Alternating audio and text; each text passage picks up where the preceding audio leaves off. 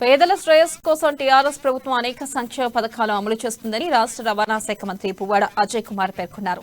ఖమ్మం నగరంలోని వీడియోస్ కాలనీలోని ఆయన కళ్యాణ లక్ష్మి చెక్కులను లబ్ధిదారులకు అందజేశారు. పేదింటి ఆడబిడ్డల వివాహం తల్లిదండ్రులకు భారం కావద్దని సీఎం కేసీఆర్ కళ్యాణ లక్ష్మి షాదీ ముబారక్ పథకాన్ని ప్రవేశపెట్టారన్నారు. ఈ పథకం ద్వారా ఎందరో లబ్ధి పొందారని తెలిపారు. అభివృద్ధి సంక్షేమ పథకాలతో సీఎం కేసీఆర్ రాష్ట్రాన్ని దేశంలోనే నెంబర్ 1 గా తీర్చిదిద్దుతున్నారని ప్రశంసించారు. ఇక గతంలో ఏ ప్రభుత్వం అమలు చేయని విధంగా కులమతాలకు అతీతంగా అన్ని వర్గాల వారికి పథకాలు అందిస్తున్నామని తెలిపారు.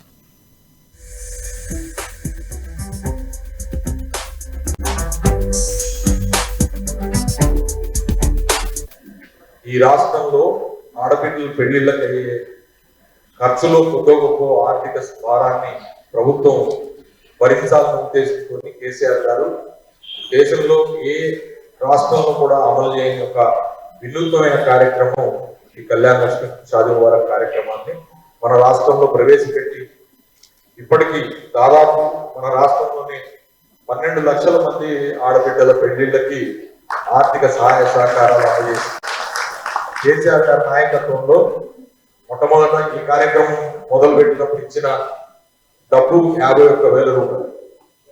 51,000 రూపాయలు సరిపోవడం లేదని చెప్పి దాని తర్వాత దాన్ని 75,000 రూపాయలు పెంచి 75,000 రూపాయలు కూడా